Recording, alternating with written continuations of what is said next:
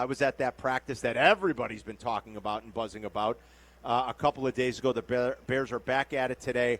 We're going to broadcast live from training camp tomorrow for the joint practice against the Dolphins. I really hope it looks something like Friday's practice because my partner will get some appreciation out of it. I know you have been annoyed over the years making the long commute from your humble abode in the NWI all the way up to Lake Forest. And it is not an easy drive, and I get your frustration. You've walked out there the last couple of years, and you've looked around, and you've said, I'm sorry, guys, this just is not a football practice. It's not training camp. Right, the quality of practice was substandard. And it was not on Tuesday. It was subpar. I heard.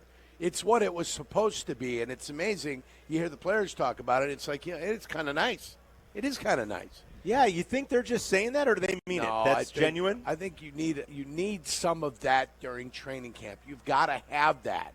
Got to have that pop. You got to have that bang. You got to be able to get after guys, and that only happens when you're going full speed. So that's nice. It was good to hear some of the reaction from the guys, and of course that's what they want. That's what they need. Yeah. Now they don't want to beat the living hell out of each other to the point where come the first game of the year, they don't feel so hot. Nobody's suggesting the old days, right? Nobody wants the old days. Trust me, there wasn't a day in training camp that went by that I wasn't hoping to get 2 days off. Right. Nobody hated training camp more than I did as a player. Trust me when I say it was a necessary evil. But not quite as evil as they needed to make it, but when Holmgren got there, Holmgren's one of the first guys that changed it up and said, listen, we're not going to beat the hell out of each other. We'd see Thayer and Hilgenberg late in the year. Yeah, with Ditka. Thayer was still with the Bears. I think Hilge at some point had moved on to the Cleveland Browns. But we had seen them, and they're like, they're just beating They were dying, right? They're beating the liver. We're so sore. We can't. I mean, they're just trying to recover for Sunday. There's no point they recover during the week.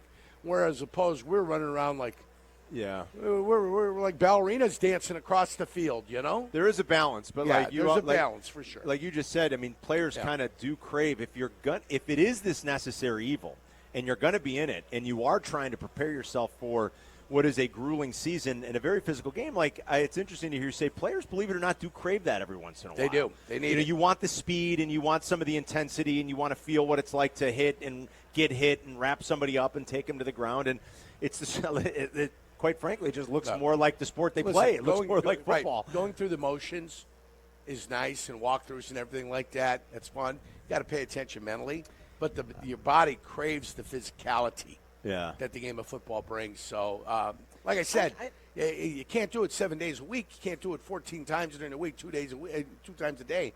Nobody's asking for that at all. Nobody wants that. But when you go, you go. Yeah. When you're going to have a physical practice, you go have a physical practice. I went and watched that Eberflus team run that 2 years ago, the first practice I was ever at, and they were telling me this was a full go day, and I was like, I don't recognize what's happening out there. It looked like choreographed dancing. Well, and it wasn't football. It wasn't any football that I've ever recognized in my life. So good for all of us, good for Ben Johnson, good for the need for physicality, good that they learned from Dan Campbell, good for everything, and hopefully it manifests itself and multiplies by itself, exponentiates into some fantastic football this year. That's what we're hoping for. I heard you and Shay talking about it a little bit yesterday, too. Yeah, about, do you deserve extra credit for that? And I don't think so. I agree with you guys. I don't mean to make it sound as if they deserve extra credit. It's just an observation. Yeah.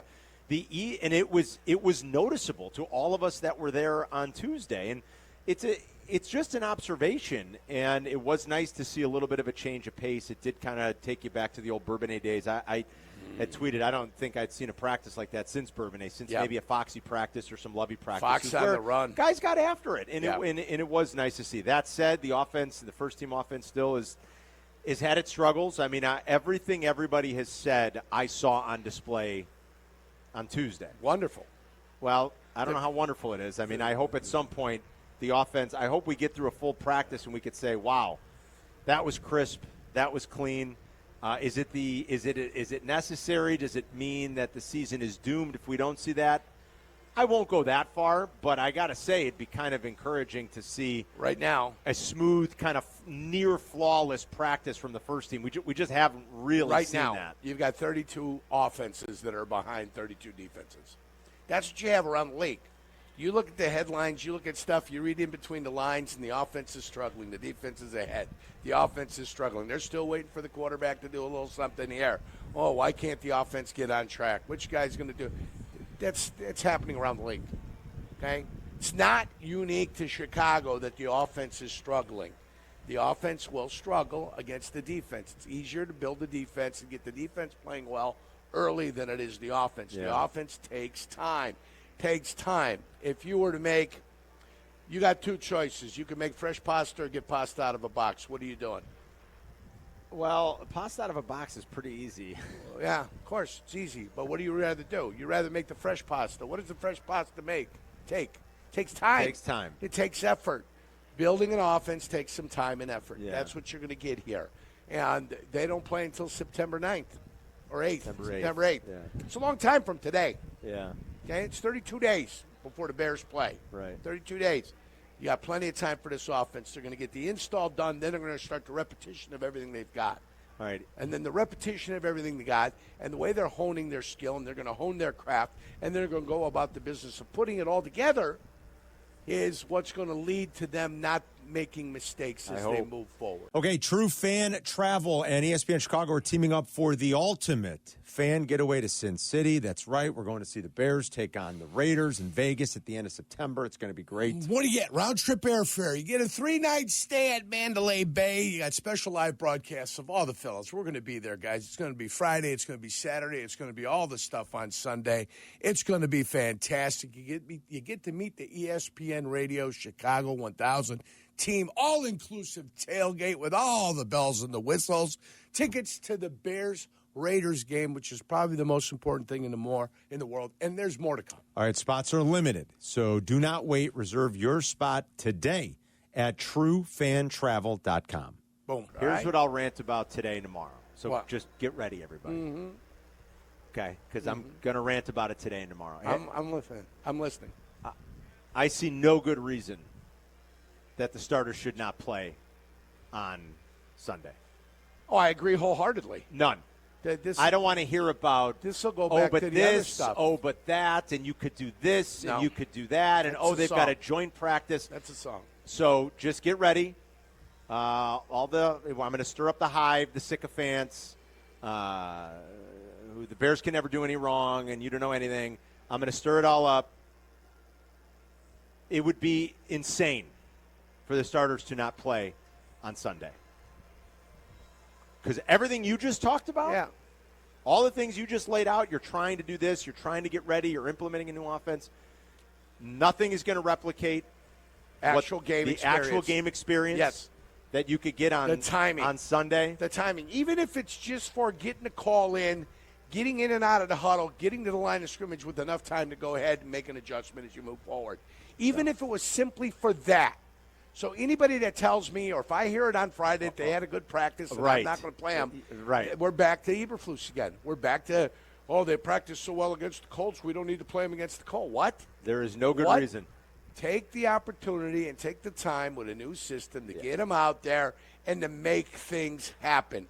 20 plays. I'm not asking for a ton. First quarter. Say you get 20 plays. I'll take 2 series. Yeah. I don't even know if it lasts the first quarter to do exactly what you just said. It's got to be double digits.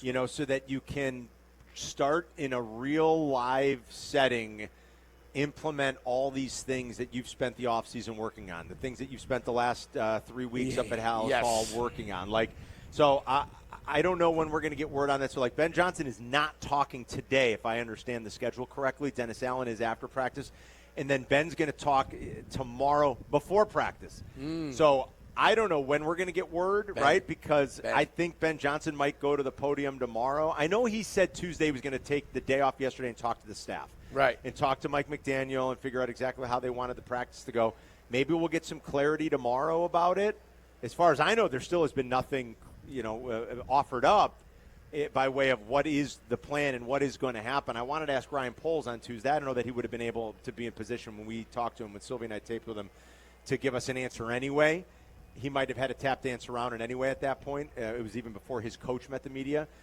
We didn't get a chance to. We had to wrap up the interview. But are we going to even find out tomorrow because it's going to be before practice when Ben meets the media. He's going to meet the media about 10:10 tomorrow. We will be up there. We're going to watch practice. We'll broadcast live from Hallis, noon to 3 tomorrow to wrap the week. But I don't know when we're going to find out. I just hope we don't get some lame excuse about a good practice week and a good joint practice against the Dolphins. This offense is not ready to play yet. And like Jurko just said, that's fine. The opener's in 30 days. Yep. So that's fine. You've got time. You have an opportunity for them to get better and for them to practice not practice, to play in a game on Sunday. They should play. Joe Burrow's playing this weekend. Yes, Pat Mahomes will be playing so this weekend. I don't want to hear it. I don't want to hear about the joint practice. I'll call him now. The this and that. They better play. Yep. And you better start taking this seriously because the offense has a long way to go. They do. Fortunately, they've got time, Carm. And they do. And it takes repetition. Once the install in comes the repetitiveness of it all. The in, the out. Some would say the monotony, but that's where you got to be able to grind. You grind through the monotony. And there's no slow start here. No. If you believe the Bears. Yeah. And the growing sentiment is that, like, okay, they can, are you in the picture? Are you in the hunt? Kind of in the hunt. ITH. Come late November and December. Are you on the graphic? Are you in the ITH graphic? Hey, in the hunt? ITH, baby. If you're going to be that, if this team's going to be better, if they're going to win 8 or 9 games, there's no slow start. None. You're going to play Monday Night Football in your building against a division opponent and a rookie quarterback in your first game without one of his best wide receivers because Jordan Addison is suspended. You're going to be a favorite. I don't know when the Bears flipped to being an underdog. I was surprised to see that. They were in the look-aheads. They were a favorite in 3 of their first 4. They might now be a favorite only in 2 of their first 4. But you're going to be a favorite. You might. Who knows? What if Micah Parsons isn't on the Cowboys when you play him in Week 3?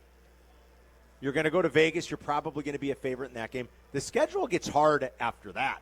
The schedule gets for real with like that 7 out of 9 run that they have where you've got Cincy on the road and Baltimore on the road and the Eagles game. Yeah. And I'm not buying the Steelers much, Yerk, but Rodgers has their number at Soldier. Let's face it. You don't have to buy the Steelers. You've got this stretch. You are not better, but maybe 2 or 3 teams on this schedule. In that middle section where it gets really tough. You have proven to anybody in the world, that you're better than any team really in the NFL. Right. Do I think you're better than the Raiders? Yeah, but you're going on the road. You're going to have to take them on. Right. Are you better than the Giants? Sure, I believe you're better than the Giants. Mm-hmm. So that's another one that I think you might have a chance against. But I go up and down that schedule. The Cleveland Browns. Might you be better than the Cleveland Browns? Yeah, but you got to prove it. Yeah. You got to prove you're better than the Cleveland Browns.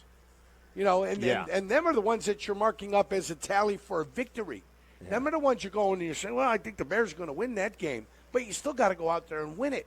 And dare I say, we watched it last year. They beat the Rams, right? They did. Beat the Rams in Rams their week. They caught the Rams at the perfect time. We said that. Yeah, they were making their own mistakes. They were causing their own problems. That was a playoff team last year. Yes, that was a team that was in the division playoffs, probably gave the eventual champs their best game. Exactly. Did anybody push the Eagles in the playoffs last year as much as the Rams did? Nobody as much as the Rams did. Yeah. So the point is that there's going to come the games in the schedule where you get in the ebb and flow of the year, and you'll get teams on a down note and you'll get teams on an up note. The point is you've got to go and you've got to play. And you've got to be competitive. So for me, and I know the wins are important, but the way they're playing, how competitive they are, will be a crystal clear signal of what might or what might not be. Here's the stretch, okay? And this is why you better be ready to hit the ground running on September 8th. Yeah. And you better use these preseason games to your advantage. You got the home game against Minnesota on the 8th. You go to Detroit, maybe even catch Detroit still early transitioning. Not an easy game. I get it on the road. You better go say a couple of novenas on that Tuesday. You got Dallas at home. You got at Vegas, then the bye. This is where it gets real. The rematch against Washington. It's a night game. It's a Monday night game. All the hype on the road. All the hype. New Orleans should be a win at home. At Baltimore, at Cincinnati. On the road, back-to-back. New York should be a win at home, obviously. But the you Giants. Just got beat up those 2 weeks prior. So. At Minnesota, division opponent. The game against Pittsburgh, at Philly, at Green Bay. That's a really challenging stretch of games. Yeah, and then you go Cleveland, Green Bay, San Francisco, in Frisco, No. where you got your ass handed kicked to you. I don't want to hear, about we're getting used to the season. And you got to hit the ground running. Hit the ground running, kid. And these guys better play this weekend, and they better play next weekend.